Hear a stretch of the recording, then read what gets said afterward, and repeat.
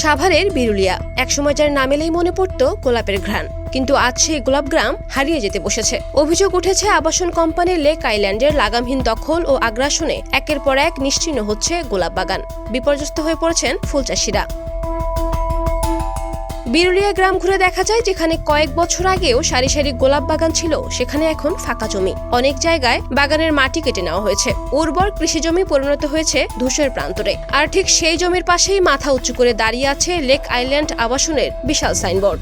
এই মূলত এই যে ফাঁকা জায়গাগুলো দেখা যায়, এগুলোতেও আপনার হচ্ছে গোলাপের বাগান ছিল আগে, কিন্তু এখন তো আপনার হচ্ছে যেহেতু কোম্পানি ঢুকে গেছে, লেক আইল্যান্ড, তারপর কৃষিবিদ পাশাপাশি এনারা হচ্ছে আপনার হচ্ছে বিল্ডিং উঠাবে ভবিষ্যতে, এই কারণে জমি কিনতেছে। গোলাপ চাষিদের অভিযোগ, পরিকল্পিতভাবেই গোলাপ বাগান উজাড় করে সেখানে আবাসন প্রকল্প গড়ে তোলা হচ্ছে। যেসব বাগান এখনো টিকে আছে, সেগুলোকেও নানা কৌশলে দখলের চেষ্টা করছে লেক আইল্যান্ড। গোলাপ খেতে আস্তে আস্তে কইমা হাউজিং কিছু নিচে গেছে, যেমন এইটা পুরাটাই গোলাপ গ্রাম ছিল, গোলাপ ফুল খেত। আস্তে আস্তে হাউজিং নিচে হাউজিং ভেঙে গেছে, অনেক ঘন্টায় বাড়ি ঘর করতেছে, প্লট কাইটা লাগতেছে, এইভাবে কমে গেছে। যেমন আগে পুরো গোলাপ খেত ছিল, এখন হাউজিং ঢুকছে, হাউজিং ঢুকে ওই একজনের কাছে প্লট লয় আর খেত ভেঙে লয়, একজনের একটা প্লট লয় ভেঙে খেত ভেঙে, এইভাবে ওই সামনে যে গোলাপ গ্রাম যাইবেন ওখানে দেখবেন যে এরকম সব খেত আস্তে আস্তে শেষ করে দিয়েছে। আগে লক্ষ লক্ষ মানুষ হয়েছে। চাষিদের দাবি, আবাসন কোম্পানি নানা চাপ, ভয়ভীতি ও নির্যাতনের মাধ্যমে তাদের জমি বিক্রি করতে বাধ্য করছে। এমনকি বাগানে যাতায়াতের সড়ক বন্ধ করে দেওয়ারও অভিযোগ উঠেছে লেক আইল্যান্ডের বিরুদ্ধে।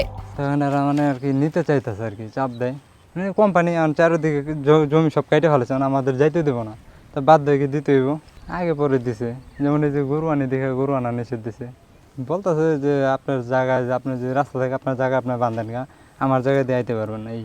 এই যে লেক আইল্যান্ড আমরা বলছি যেমন যে চারোদিকে চতুর্দিকে যদি জমি সব বিক্রি হয়ে যায়, আপনার যদি নিয়ে যান তখন পরে আমরা দেবো। এখন সব তো কিনে নেই, আপনার চারোদিকে যা আছে সব কিনেন, যদি মাঝখানে পড়ে যায় যখন বাদ দিয়ে দেওয়া লাগে তখন দিয়ে দেবো। অভিযোগের বিষয়ে ক্যামেরার সামনে কথা বলতে রাজি হয়নি লেক আইল্যান্ড আবাসনের কেউ, তবে তাদের বিরুদ্ধে ওঠা অভিযোগ অস্বীকার করেন, যা ধারণ করা হয় গোপন ক্যামেরায়। ওরা চায় যে ওই আপনাদেরকে এটা ব্যবহার করে জমির দামটা একটু বাড়ায় নেবে, বুঝতে পারছেন? তোমার পাশে যে রেটে বিক্রি করেছে সে রেটে বেচবে না, সে আর একটু বেশিতে বেচবে।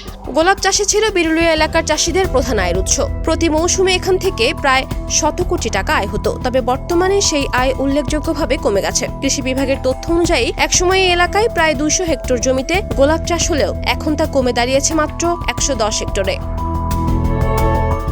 Desk report, campus Times.